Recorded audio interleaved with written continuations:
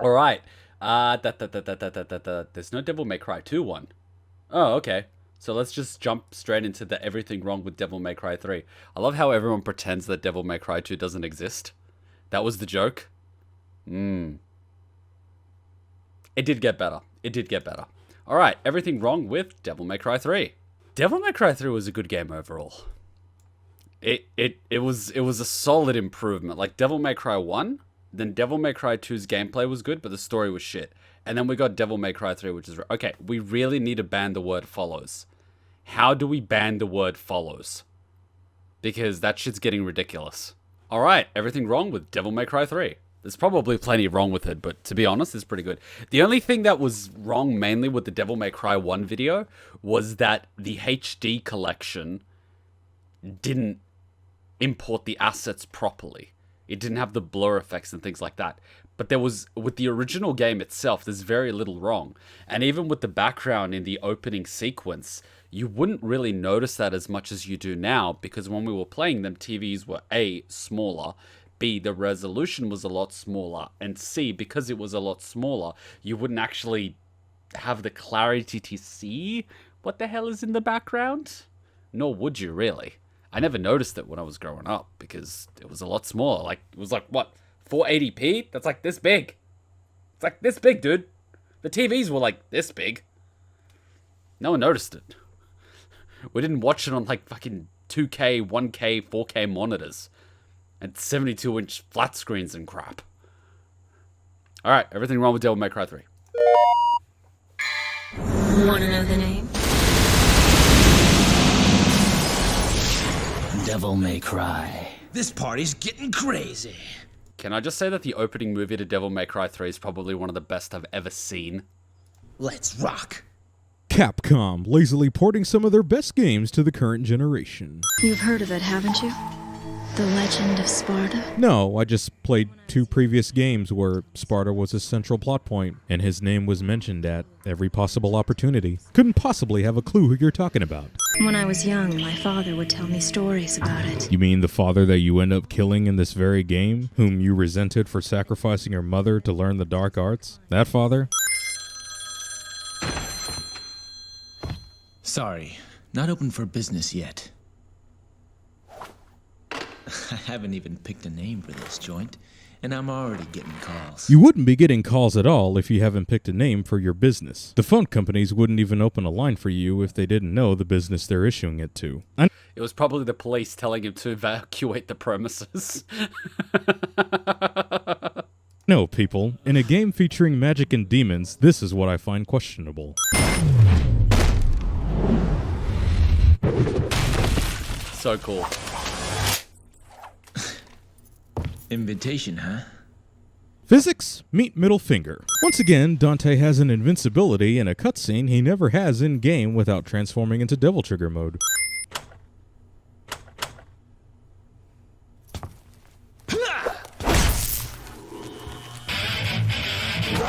Remember, kids, in the DMC universe, you break things in order to fix them. This is the most slov thing Dante ever did. He started hitting the jukebox to fix it. It's very slov. Yeah, I think I can take off several sins for this awesome opening sequence. It's the kind of charm and personality that was severely lacking in Devil May Cry 2. Game could have honestly been called How Dante Got His Groove Back, and I still would have enjoyed the hell out of it. Where the hell did Rebellion come from? A sword self-assist? 6 hell prides in this shot, only 4 in the next. You guys totally wrecked my shop, and I haven't even named it yet. How? There was no explosion between the previous mission and now. The great tragedy of this game is that it's the best in the series. So, I just wanted to let you guys know that while I was editing this video, I played through and beat Devil May Cry 5, and yeah, as much as I hate to admit it, gameplay-wise, DMC 3 has been dethroned as the best in the series. But not by much, so just disregard what I just said there, and let us continue. Yet it features Dante's worst outfit. Makes him look like the edgelord he's not. What the hell is this Hell Pride swinging at? How generous of these Hell Prides to wait for Dante to sneeze, especially since they instantly attacked him in his shop not 5 minutes ago. I hope hope you all have enough to cover all this. Sorry, Dante. Red orbs only count as weapon and item currency. I'm gonna let you guys in on something. See, at least in the first 3 Devil May Cry games, they often give you hints that they're a civilization, but they never really show you any NPCs or, quite frankly, any other character besides the ones who are featured in the story. So when they show you a gargantuan tower emerging from the depths, they hope you don't think too much about it. Unfortunately for them, I exist. It's been nearly a year since we last met. Where does the time go? Wait, so in the opening narration, Lady was speaking in past tense, and it showed footage of Dante and Vergil fighting atop the Tim and Negru, with Vergil becoming victorious. So did Dante and Vergil fight atop the Tim and Negru a year ago, and then it descended back into the earth until now? Or was the opening just an in medias res moment, and it was footage of Dante and Vergil's first fight that we'll have later on? It's really confusing and never gets clarified. It was the first fight they had, but they cut it at the beginning where Vergil is victorious because they want to give you a cliffhanger so you get on top of the tower as quickly as you can because everyone wants to see Vergil because you saw him in the first game and you're like, holy shit, Vergil. And then he kills this thing and you're like, holy shit, I really want to get to the top of the tower. So yes, it's the first fight. The thing where they met 1 year ago is when Vergil was actually in the city, but I don't think Dante actually ran into him. A bunch of people tried to steal Vergil's katana and it ended up killing them. Good times. Ah, the old sheath your sword to cause damage trope. It's cool, but you'll see Vergil use it a few more times throughout the game. You found it. You found it. The enormous tower looming over the city, and you're using binoculars this close to it. You just now found it. It's nice how the game gives you an environmental detail of what mission is coming up next. Not a sin or sin removal, just an observation. Maybe she found the entrance. Leave now, mortal! The likes of you are forbidden in this land! This land? Don't you mean this tower? Hey, physics! I got another middle finger for you! Looks like we have an uninvited guest. Wait, when did Metal Gear Solid 3 come out? Was it before or after Devil May Cry 3? Because it wouldn't surprise me if someone saw the bike in Metal Gear Solid 3 and they're, fuck you, we want a bike. A human. A woman. Shut up, Vergil. You did not spot Lady from that distance. I'm afraid I should ask the uninvited one to leave. Actually, I happen to be acquainted with that woman. So we later find out that Arkham deceived Vergil into using Lady as a mortal priestess to undo the spell done by Sparta. Thus, Arkham's entire plan hinged on the uninvited guest to show up in the first place. So this is quite the convenience. I see that Dante still has his slow-ass movement speed. Third game in the series, and they didn't bother to fix this mistake. It's called Turbo Mode. Special Edition can piss off with these jester sections. They're pretty blah, and at least for this first one, you need to complete it before progressing. Playing as Vergil was good enough. My name is Agni, and my name is Rudra. You shall take us with you. We could be a great help to you. Okay, but on one condition. What is it? Name it. No talking. Big mistake, Dante. Game could have been even more entertaining if you let those two talk, like having them taunt an enemy after you defeat them or hit a big combo. Imagine if they made you silent with no personality. Oh, they already did.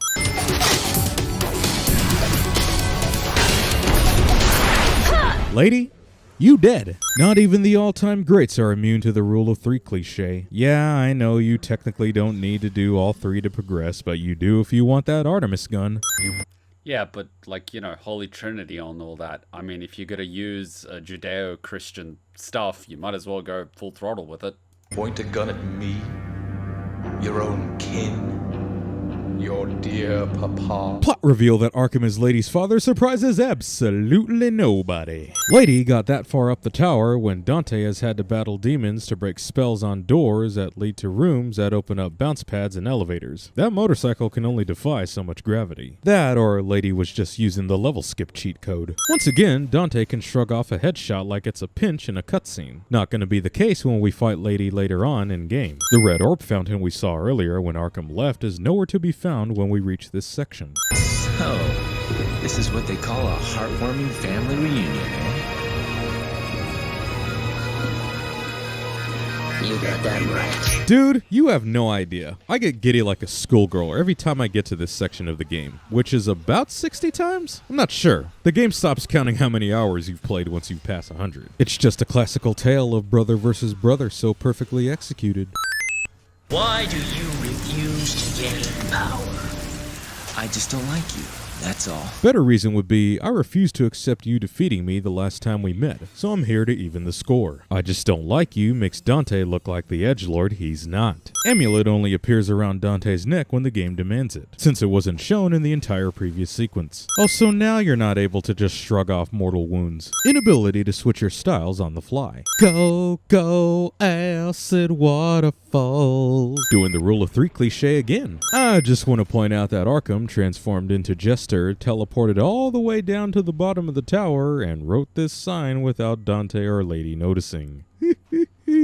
Whoopsie! Well, they couldn't bring back Phantom, so apparently they had to add some sort of cunty spider enemies. What the hell is a moon doing inside the tower? That's kinda pointless even if it is just magic.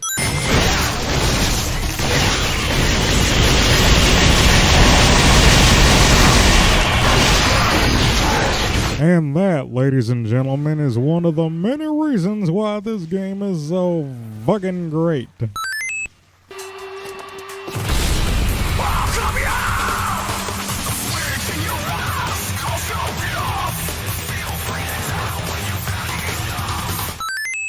Ah, so this is the precursor to Lucio Ball. That's not where Arkham fell. You practically gave away the fact that he's not mortally wounded, even after he has a conversation with Lady in just a bit.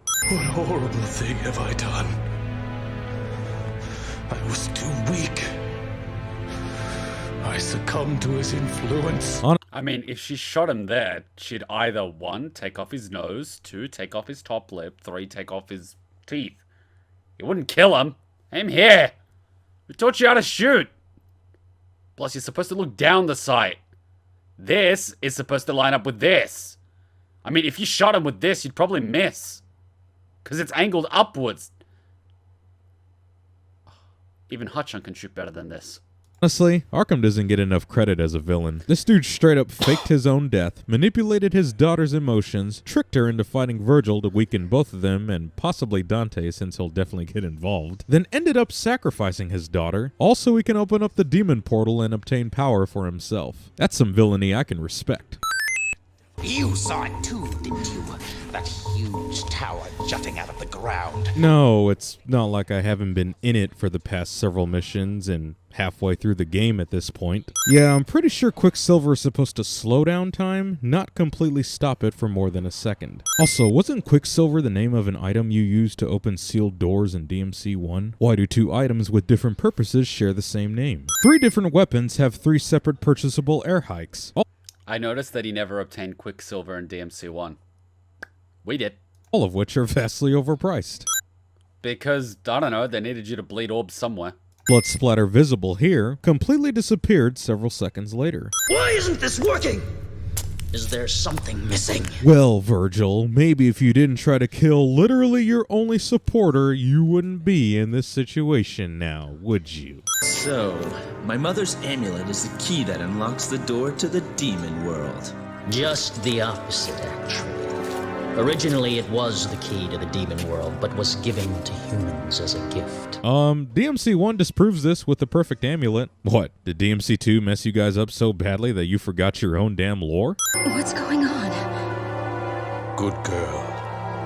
Pure and innocent. My dude, have you seen Lady throughout this game? She is anything but pure and innocent, and that's a good thing, but your claim is still bullshit. That's probably not the best angle for you to use. You're making me question how Lady is able to even walk after that. Not walk, there's actually an artery there. If that punctured her artery, you can't stop that bleeding. She would have bled out in under a minute. There's a major artery in the thigh muscle. Major. So much so that if your muscle tenses up too much and you pop it even a little bit, you can bleed out internally. Ugh. And look at the size of that blade. The fact that she's, like, not dead is a miracle. If any of you had died before getting here, our little plan would have gone to waste. Well then, you must have had a lot of faith that your daughter would survive you tossing her off the side of the tower. Wow, now the heroes are following the classic villain cliche. What are they waiting for? Kill Arkham now! Can you dig it, sucker? Okay, so we've already established that the motorcycle defies gravity, and then it becomes clear that Dante could have just taken it from Lady and used it from the beginning. And they saw Metal Gear Solid 3 and they were like, I want. Lady is 100% human, right? She's still able to use that injured leg and isn't suffering from any altitude sickness. I'm pretty sure she's not 100% human. The way she's climbing, like, they never talked about who Vergil's, Nero's mother is. And the fact that Lady is, you know, like, remember how Arkham says he sacrificed the mortal priestess? Sparta sacrificed the mortal priestess. And the same bloodline is in Lady. What if Lady isn't 100% human and the priestess was something, which is why Lady is so physically, you know, capable? I mean, she doesn't have demon blood, so she can't use Devil Trigger, but she might still have more vitality than your average human, which would explain why wounds that would otherwise kill people doesn't kill her. Just a thought. These enemies can fuck right the hell off. Don't you get it? This is not a human's job. You're the one who doesn't get it. It has nothing to do with me being a human and you being a demon. Come again? And what would you know about family? You're a demon. A demon like you wouldn't understand. Look, she's a woman. She's fickle. I'm gonna get stabbed, but it's true.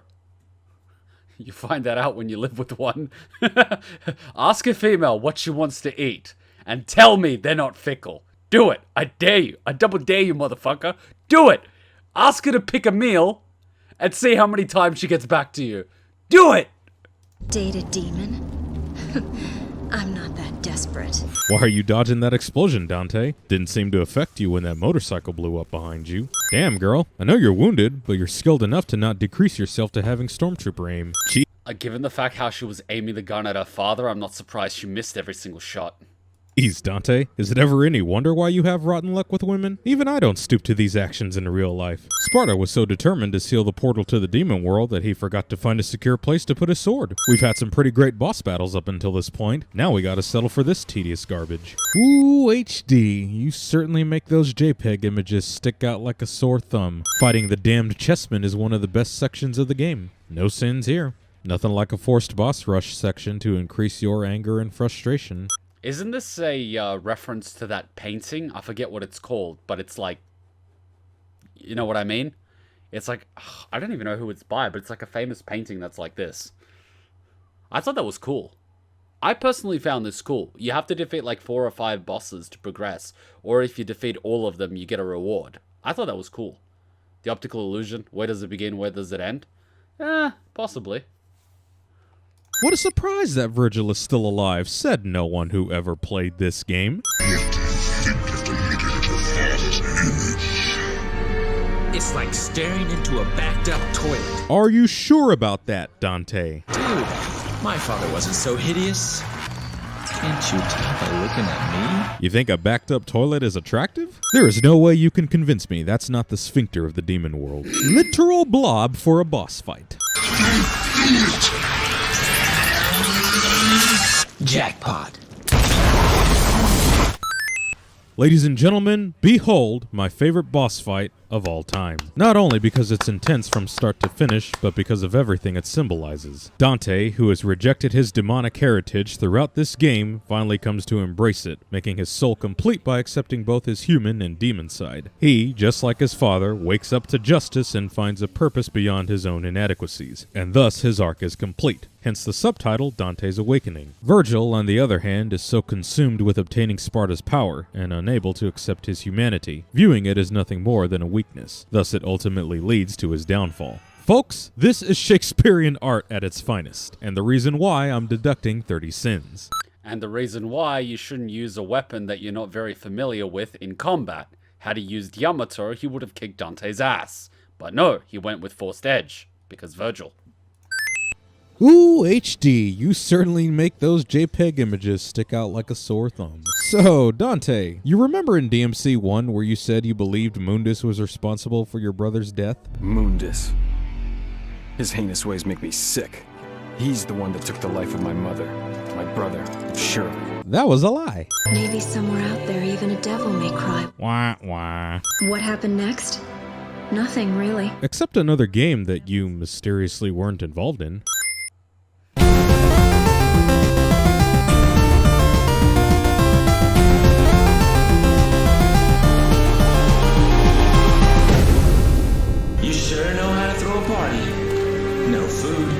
No drinks.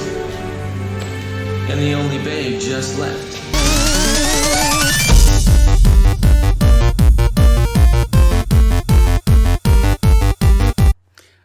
To be fair, I get why a lady was in Devil May Cry 1.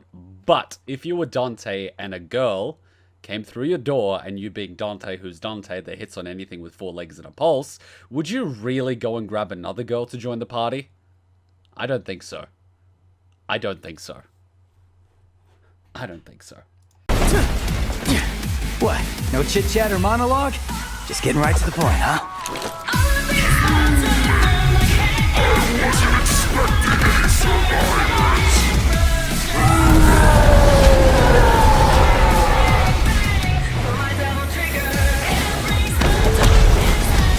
My brilliant badass work is worth every dime, you know it.